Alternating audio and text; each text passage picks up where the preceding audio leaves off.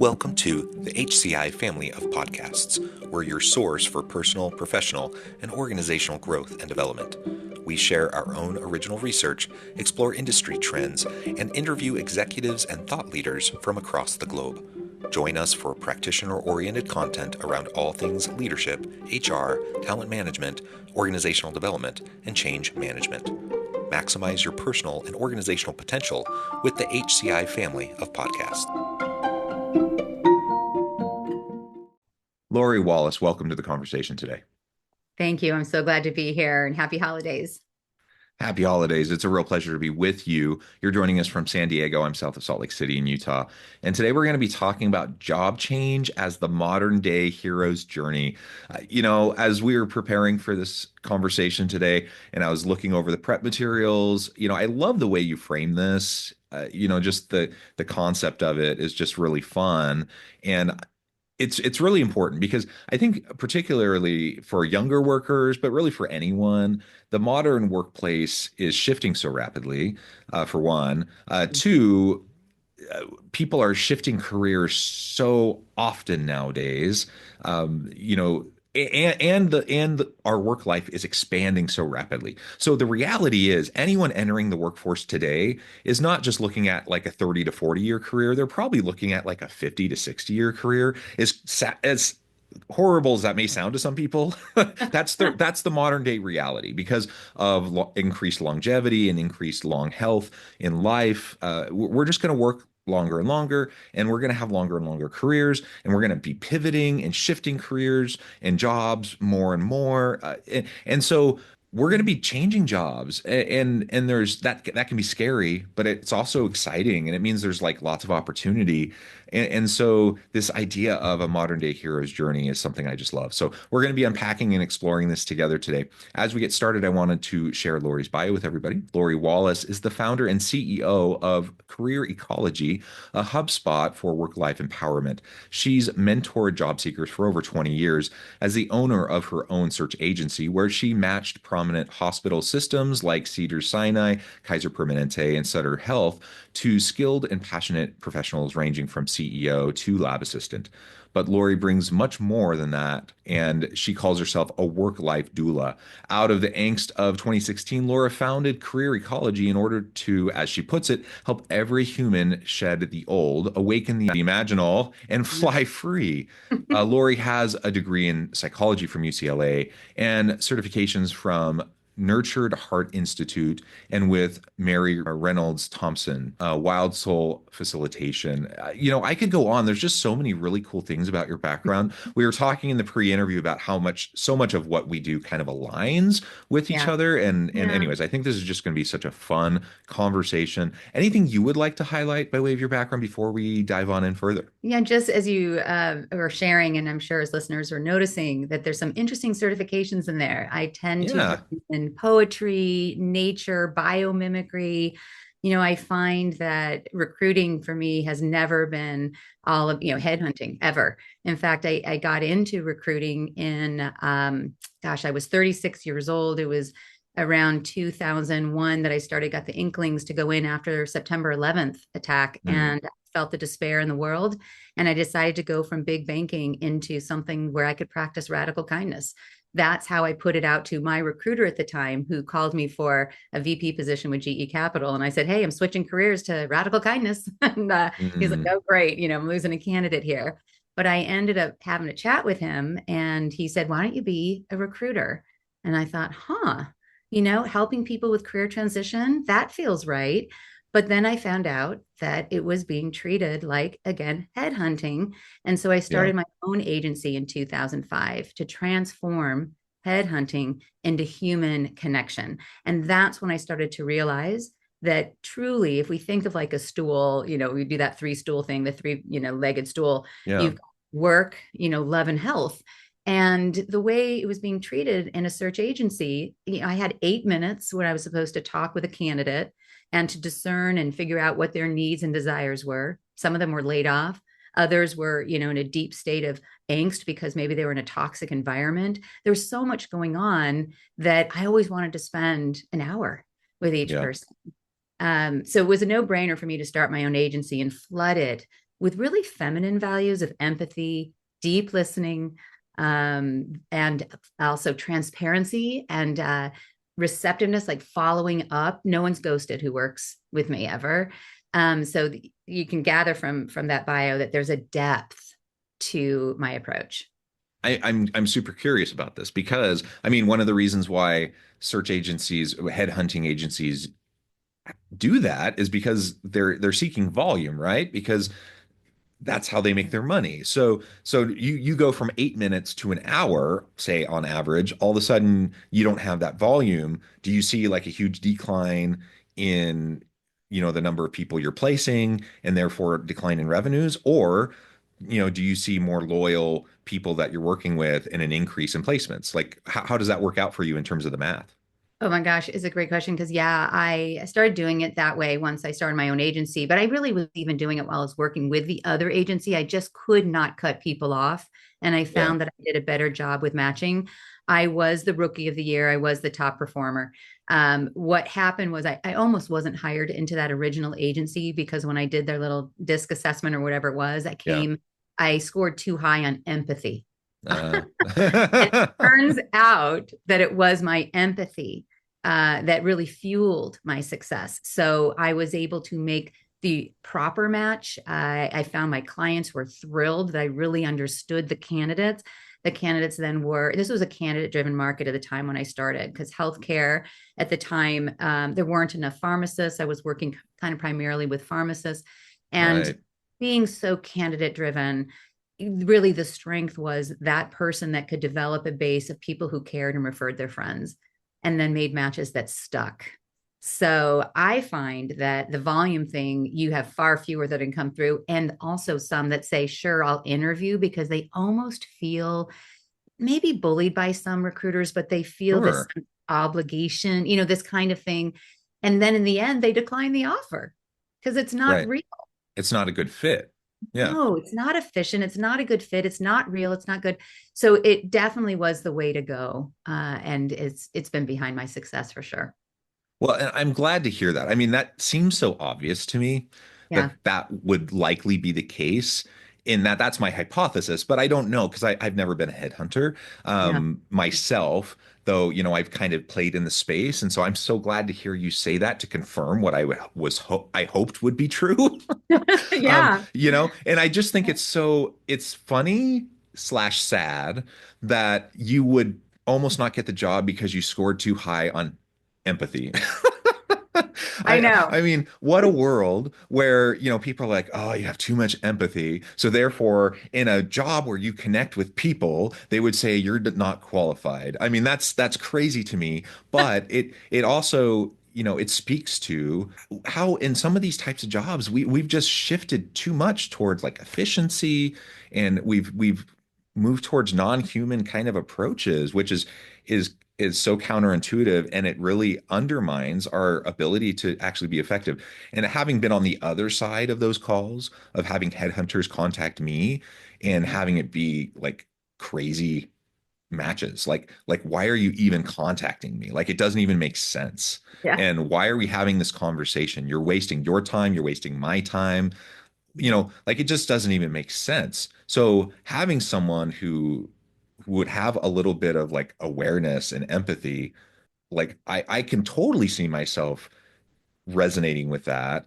And even if this particular position didn't make sense to me, like the next time I'm even thinking about, even contemplating at all about the possibility, you would be the person I would contact, right? You'd be the Yeah. person I would be reaching out to. And Right. and I would trust, the next time you reached out to me, I would trust like, yeah, this is something that is worth my time. It only makes sense, It right? makes sense. There's a psychology in it. So, I find most salespeople in whatever role they're in, and recruiting is definitely considered sales. Yeah. The person generally what they do is they call and they say, "Hi, I'm working on a such and such position. I want to see if you'd be available in that, or interested in that."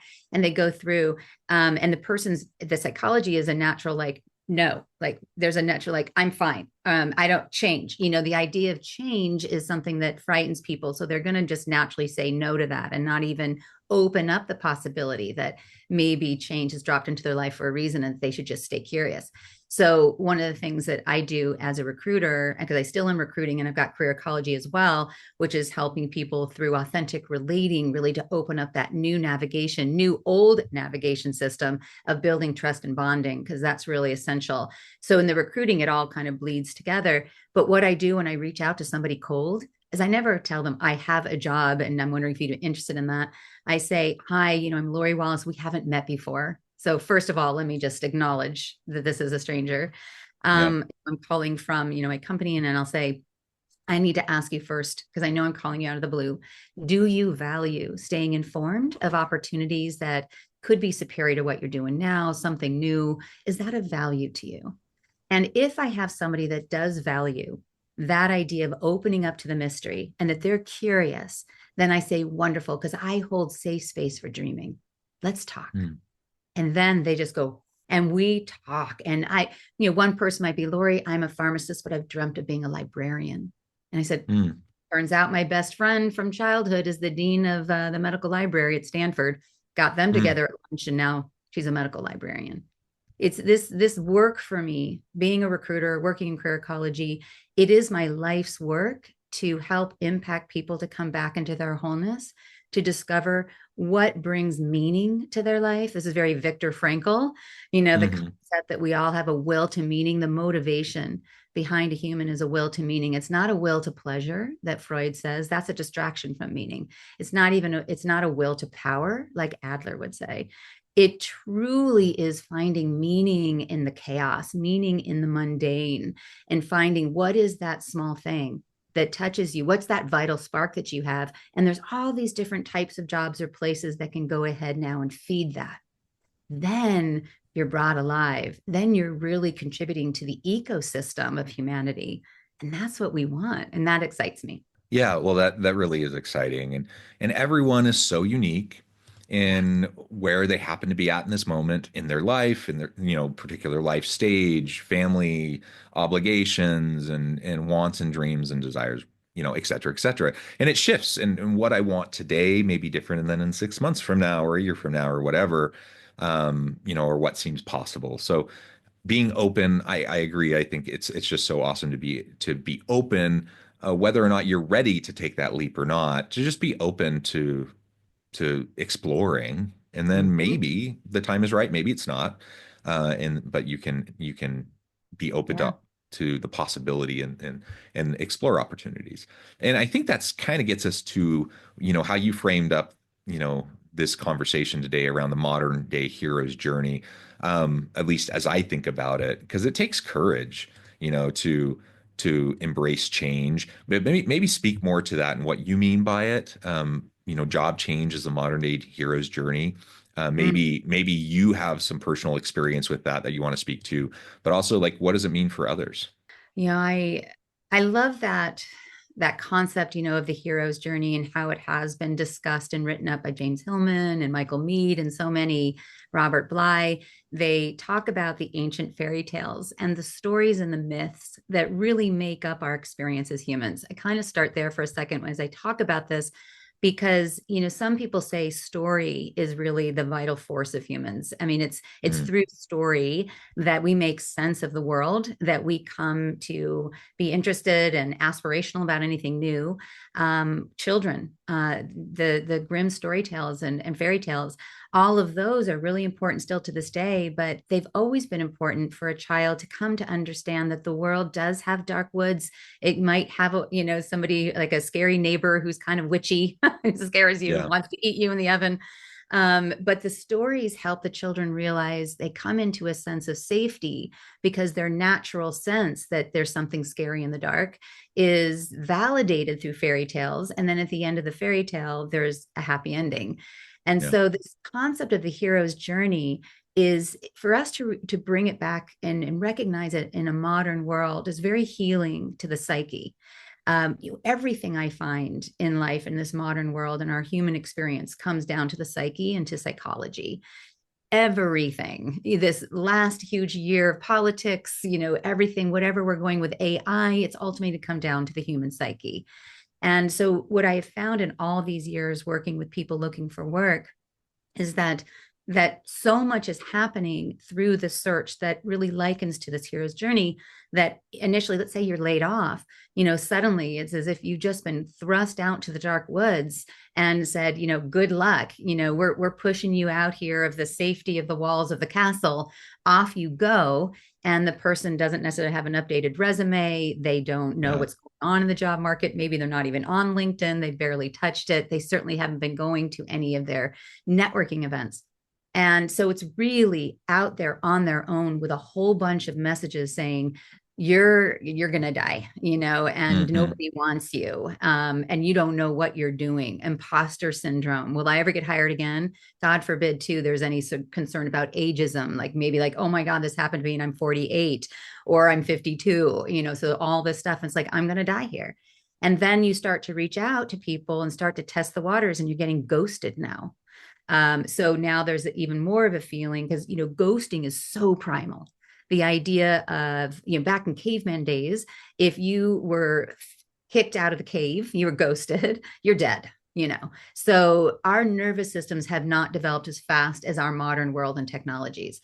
So if we're thrust out into the dark woods, we need a navigation system. We have the aspiration to get up and over that next mountain and into the next community that's safe and abundant. But how do we get there? What do we do? Do we have the compass? Do we have enough water and food and a trusty horse? So when I say to people, this is hard, this is bone chilling difficult. And in fact, it's going to trigger some trauma. It probably will. When you get that no and you thought you were going to get that yes, that's going to trigger a lot of confusion and concern. And what's your financial situation? That's another whole level. So we Yeah. say, all right, back in the old stories, when you were thrust out to the wood, part of the hero's journey is the scariness, like the monsters in the wood, and then there's the thrash on the dash on the thigh, there's the injury, and then there's the finding somebody that's a mentor you can trust and who breaks your trust. There's the falling in love and out of love. Think about a job search. All of this is happening, and it's so big. And ultimately, you make that connection, but for a while, you'll have that job. And to your point earlier, it's going to end. And then you're back out again. So it's Hmm. this constant out there in the wilderness. And what I'm doing with Career Ecology is saying, hey, you know what? There is a navigation system that you can awaken that we used to have. You can even if I look at the Aboriginals in Australia, they can walk. I know this sounds weird. I feel like I say it all the time. I think it's like 1,000 miles, but they can walk from one destination pinpointed to another without a map. Their Hmm. full map. It's based on dreams and the navigation of stars. So how do we wake up? What is that navigation system? How do we keep our balance amid surprises? Maybe that's what life is all about, is for us as humans to develop our psyche, is how do I actually deal with change? And how do I embrace that as the norm? So that hero's journey at the end is like, I didn't die. I have two candidates I'm working with right now through Career Ecology. Actually, I wouldn't call them candidates; they're clients, but they are Hmm. all looking for Hmm. jobs.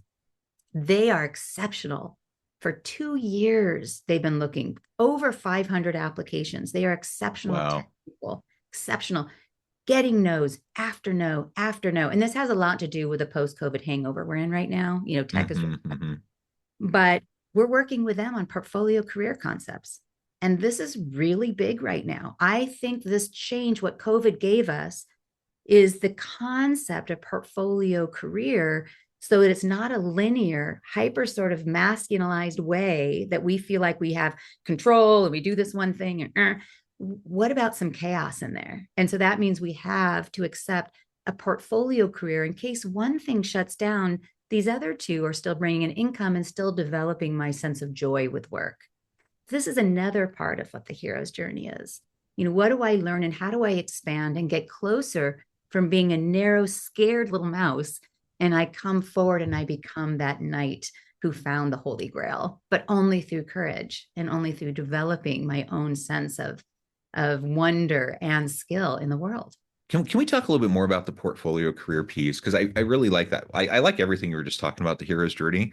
Yeah. Beautiful. And I think we need to, it's scary, but we need to learn to embrace it because, like you said, it is scary, from an evolutionary psychology standpoint. Yeah, it's scary, absolutely, but it's not actually that scary. Like it really is something we can all do.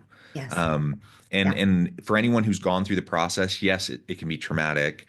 Yes, it's scary, but you will get through it. You will come out the other side.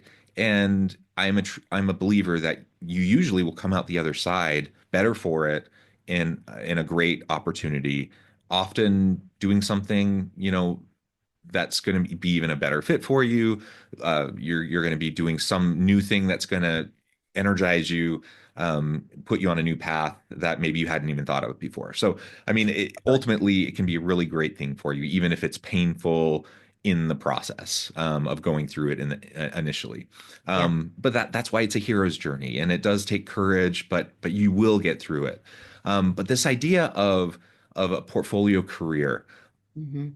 on the worker side, I love it. I love it. It's something that I believe in. The challenge is on the employer side, they don't like it. Like employers don't want their workers having other stuff, right? So Right. like how do you approach this when you're working with clients on the one hand, like, no, you need to like have little side hustles, side gigs, have your own little stuff so that because employers aren't necessarily going to be loyal to their people. Like you can get laid off at any time Hmm. for no particular reason. Like it doesn't have to do anything with you. It doesn't mean you're not a good performer. It just like literally could happen at any time for any reason. Yeah. And so there's no like commitment or loyalty necessarily to employees anymore. Yeah. But they don't want you doing side stuff. So what kind of advice do you give to your clients? So I noticed that state by state, it's interesting how it's even set up Yeah, to yeah, open up towards that. So like in California, it's illegal to offer to your employees a non-compete. yeah, Things like, so you've got some sort of sense based on, and it's so industrial age that we own an employee until they yeah, get the golden watch. So COVID in combination with Gen Z is crashing this wide open. yeah, And so it's going to be the employer and the employee that understands that that old industrial age, which is still somewhat, I mean, it was important at the time because we were developing new industries and everything was new. And so we needed some focus. But right now we're at the edge of a new epic, of this AI and fractional everything, that I think that the employer, and this is what I'm actually am coaching employers on this as I come forward with Career Ecology, because one of the things we offer them is a new approach to outplacement. We say, rather than this idea that people are just laid off and outplaced and maybe use kind of like a traditional outplacement service, which there's just some sort of board, coach who's just has their 20 minutes with you, every other week, and you're just doing the hmm resume style, and it's really antiquated. How yeah, about we actually have a language that say this is an empowerment moment, just like you were saying, this is an empowerment moment. You're going to come out and we want you to be fully supported in your authentic expression and finding where you belong, and understand that you've been somewhat set free. Let's look at it that way. You've been freed for what's next. And if you actually can hire people in, and your message from day one is, let's talk about the idea of fluid change. We hmm don't know what AI is going to do to our business. We don't know if there's going to be another pandemic. We don't know what a merger could do, but we do know that we are going to evolve. And that means that as a business, we have a culture that we are going to incent you and encourage you to go from one position to another between different divisions. We want you to explore and experience different roles here. And we want you to get comfortable with the idea of growth and change. And in fact, we have a relationship, with Career Ecology in there. So they want you to have a resume that's updated. We want you on LinkedIn. We want you developing your network. We want this to be a healthy ecosystem. And when you have that, then ultimately the people that stay with you belong there. Nobody yeah, wants the person that's sitting on their chair and hates work and is no longer inspired and isn't doing good work anymore. So we have to like help employers like stop gripping. And it's like we're coming into more of a natural ecosystem. The idea of ecosystem thinking, because I'm a total biomimic. I love the Biomimicry Institute and all of it, their master's degree, and how they have problems. They have the biologist right there, they have the engineer, they have the HR professional, like whatever it is they're dealing with. I go, huh, how did nature do that after 4.5 billion years, successful evolution? And so, can we behave more like an evolving ecosystem that is going to make sense for whatever the environment is? So, that's very much this message. And as humans, change still innately freaks everyone out. And Mhm. it's so natural. So, we got to get there. First, we have to breathe when we even think about change. I'm speaking in my own personal life too. You can probably tell my temperament. I am an extrovert. I'm very sanguine. I love change. When my husband and I were moving from one state to another and we were blowing up our lives, he was like, "How are we going to do this?" And I said, "We're just jump off the cliff." And he said, "No." And I go, parachutes that have been double, triple tested. And he's like, "Okay." So, we have opposite temperaments. He's melancholic. He's Charlie Brown. I'm Snoopy, with a good dose of, some Lucy and all that, because I own my own business and all that. But I recognize that not everybody is that interested in chaos and change. But it is essential that we find a way to help people come out of their boxes of distinct fear. And when we explain, you go through these motions and how do you collaborate with change? We can say this for the employer and the employee and the individual. Then you are going to be in a position now where you are opening up a navigation that is 50% of your reality. One half Mhm. of everything you do is your own engagement, your own brilliance, your own brain, your intellect, and brawn. 50 only. The other half, when you're looking for a job, is chance, is somebody's cousin comes in and takes that role out from under you. Oops. Okay. Well, that door closed. That means you're getting guided over here. Or, chance means like, oh, you're going for that biotech job, but all of a sudden biotech is just constricting because there's been some change going on from a regulation standpoint or whole sectors. So it's like, where do I go? So I teach people that when you're looking for a job, you need to have a threefold path. And we need to make sure that the ego and the rational mind feel safe. So, one of those pathways is status quo, the job that you're designed for, that you've already been doing. Let's pitch it. Let's see if it's there for you, but possibly you're destined for something new. So, the second pathway is divergent. Let's take skills out of what you've been doing and let's put it here. Mm. So, if you're that healthcare gal, like the pharmacist, we took her skills and we put her into medical library. That actually kind of related to her third choice, which was the out of the box. And Mhm. that's really a fun place to start. And you say to people, what would you do if you could? And I want to hear it. There's always resistance to sharing what it is.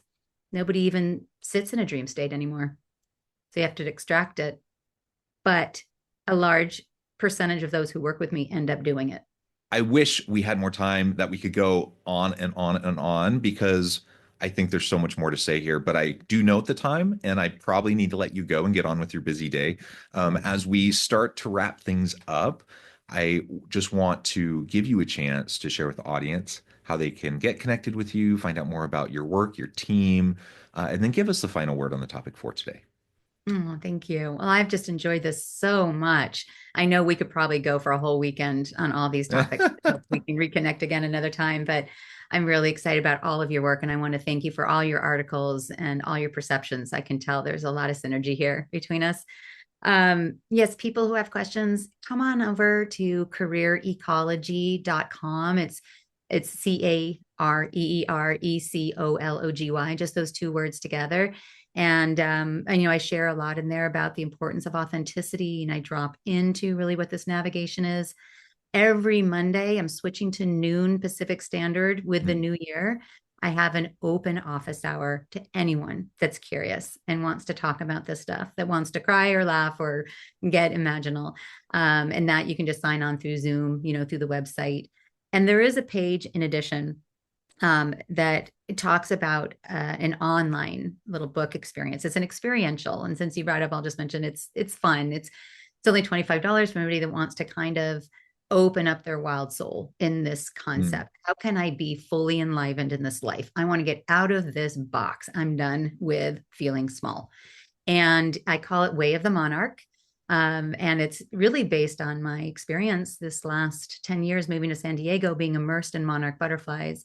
And I've watched their life cycle, and it's so relevant to humans. Their life cycle of really becoming a rabid consumer, where they are just eating Mm. milkweed like it's going out of style. Sounds like humans, right?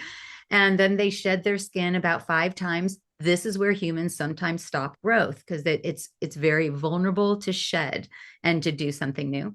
But then the monarch butterfly, though, it's compelled towards its transformation. So ultimately, it goes into the J shape, into a chrysalis, and it comes out as a winged butterfly that is now a pollinator.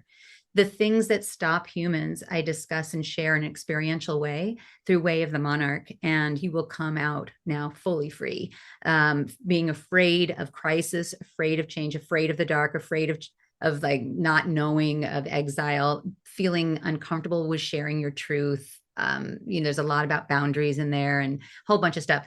So that's in there too. So that's kind of a fun thing to do for self. So that, and it sort of wraps up what we've been talking about. It's this idea of being free and being wild and going for it and living the best life, full of ups and downs, failures and successes. So when you finally pass this earthly realm, you went for it, and have it be a great story.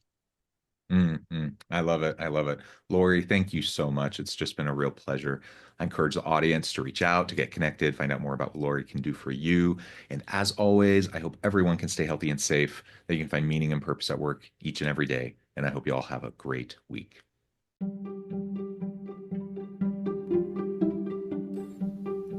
Thanks for joining us for this episode of the podcast. We hope you stay healthy and safe, and please join us again soon.